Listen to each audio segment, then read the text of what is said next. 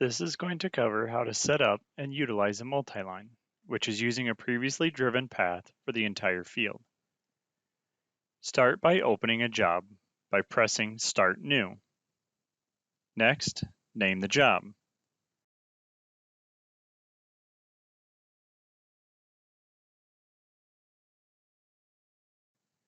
If not done earlier, enter the grower farm field information.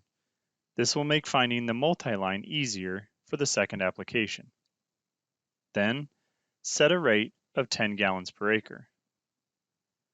Go ahead and start the job. Once the job is open, press on UT to acknowledge the liability warning for the RS1. Close the UT screen and then turn the sump, pump, and MSO switches on. The latest software is looking for pump pressure, which should prevent a low pressure warning. Engage auto boom and go ahead and spray the field as you would normally. Keep in mind that the path taken during this initial application will be the path taken during the multiline pass. Therefore, any curve or gap in the field will be duplicated. Though a boundary is not necessary, it's always recommended so your application will turn off if your booms go outside of the application zone.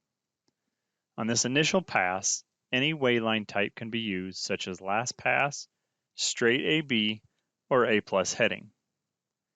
Note, if you want to use automatic headland turning with the second application, you will need to save the wayline as it is not compatible with multiline. As the field is driven, anytime the master apply is on, the center line of the machine is being recorded for multiline. These lines cannot be transferred via slingshot, but a USB drive can be used to export and import onto a different terminal. When done spraying the field, go ahead and close the job.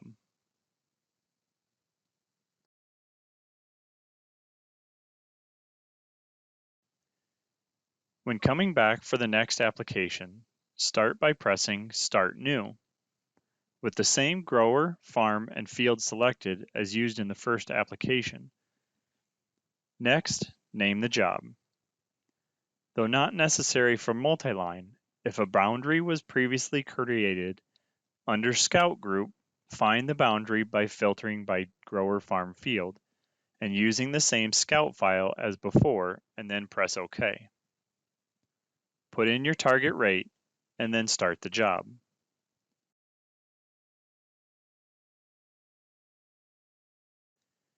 If there was a boundary associated with the first application, this will now be visible. To load the multiline, press and hold on the guidance line widget. Then select Load. Go to the third tab and press on the drop-down menu to select the field with previous coverage. Choose the appropriate field and then press the check mark. Accept the screen saying the multiline was created and loaded. Press the X to back out of the screen. At this time, the multiline is visible on screen. With the machine ready to spray with the OptiHeight on, sump, pump, and MSO on, simply start moving and engage the guidance for the machine to drive itself on the path used during the previous application. If the master apply was turned off on the headlands and multiline didn't record a line, a new AB or A+ heading line can be created so that auto headland turn can still be utilized.